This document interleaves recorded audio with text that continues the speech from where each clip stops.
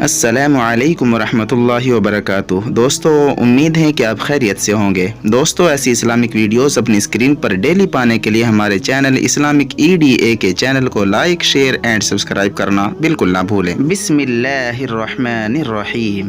حضرت رابعہ بصری رحمۃ اللہ علیہ بصرہ میں ایک عابد و زاہد شخص اسماعیل رحمۃ اللہ علیہ رہا کرتے تھے۔ ان کی مالی حالات انتہائی شکستہ تھی، مگر آپ اپنی فطری قناعت کے سبب کسی کے سامنے دست سوال دراز نہیں کرتے تھے۔ شیخ اسماعیل رحمۃ اللہ علیہ کی 3 بیٹیاں تھیں۔ جس رات چوتھی بیٹی حضرت رابعہ بصری رحمۃ اللہ علیہ پیدا ہوئی، شیخ اسماعیل رحمۃ اللہ علیہ کی بے سر و سامانی کا یہ عالم تھا کہ چراغ جلانے کے لیے گھر میں تیل تک نہیں تھا۔ حضرت رابعہ بصری رحمۃ اللہ علیہ کی والدہ نے شوہر سے کہا کہ وہ کسی پڑوسی سے کچھ پیسے قرض لے لیں۔ شیخ اسماعیل رحمۃ اللہ علیہ نے اپنی ذات کے لیے کبھی کسی کے آگے ہاتھ نہیں پھیلایا تھا، مگر جب شریک حیات نے بار بار کہا تو آپ رات کی تاریکی میں گھر سے نکل کھڑے ہوئے اور پڑوسی کے دروازے پر پہنچ کر دستک دی۔ پڑوسی گہری نیند میں سویا تھا، اس لیے اس نے دستک کی آواز نہ سنی۔ شیخ اسماعیل رحمۃ اللہ علیہ کچھ دیر تک دروازہ کھلنے کے انتظار میں کھڑے رہے، مگر جب پڑوسی کے قدموں کی چاپ تک نہ سنائی دی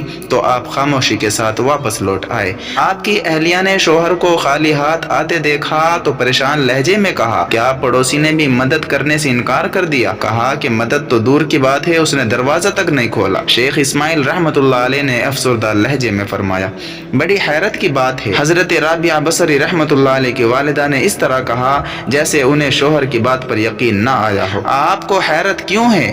شیخ اسماعیل رحمۃ اللہ علیہ نے فرمایا، جو لوگ ایک دروازے کو چھوڑ کر دوسرے دروازے پر دستک دیتے ہیں ان کا یہی حال ہوتا ہے۔ یہ کہہ کر وہ اپنے کمرے میں چلے گئے۔ شیخ اسماعیل رحمۃ اللہ علیہ بہت دیر تک بستر پر لیٹے ہوئے کروٹیں بدلتے رہے۔ آپ کو پڑوسی کے اس رویے پر بہت دکھ تھا، اس کے ساتھ ہی اس بات کا بھی نہایت قلق تھا کہ آپ اس کے دروازے پر کیوں گئے۔ یہ ذہنی کشمکش بہت دیر تک جاری رہی اور پھر اسی عالم میں آپ کو نیند آ گئی۔ شیخ اسماعیل رحمۃ اللہ علیہ نے حضور اکرم صلی اللہ علیہ وسلم کو خواب میں دیکھا۔ رسالت مآب صلی اللہ علیہ وسلم فرما رہے تھے، تیری یہ بچی اپنے وقت کی بہت بڑی عارفہ ہوگی، اس کی دعاؤں سے میری امت کے بہت سے افراد بخشے جائیں گے۔ تجھ پر لازم ہے کہ حاکم بصرہ عیسیٰ زروان کے پاس جا اور اس سے کہہ دے کہ وہ مجھ پر ہر رات 100 بار اور شب جمعہ میں 400 مرتبہ درود بھیجا کرتا تھا، مگر گزشتہ جمعے کی رات اس نے میری بارگاہ میں درود کا تحفہ نہیں بھیجا، اس لیے اسے چاہیے کہ وہ کفارے کے طور پر میرے قاصد کو 400 دینار ادا کرے۔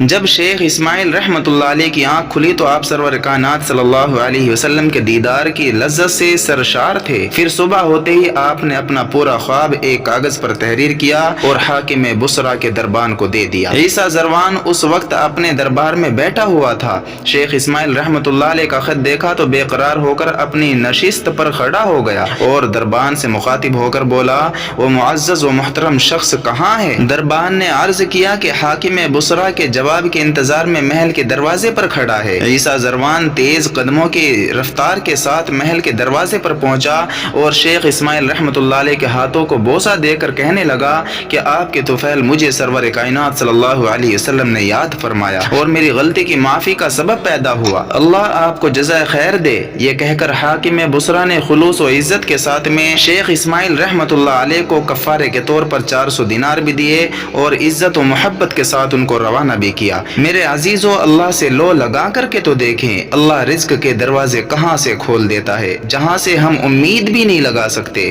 دعا ہے کہ اللہ تبارک و تعالی ہر غیر اللہ کے شر سے ہم سب کی حفاظت فرمائے اور اپنے در کا غدا بنائے۔ میرے عزیز دوستو، اگر آپ کو ہماری اسلامک ویڈیوز اچھی لگتی ہے تو ہمارے چینل کو لائک، شیئر اینڈ سبسکرائب کرنا بالکل نہ بھولیں، اور اگلی ویڈیو تک کے لیے اللہ حافظ۔ اپنا اور اپنے اہل و عیال کا خیال رکھیے گا۔ السلام علیکم ورحمۃ اللہ۔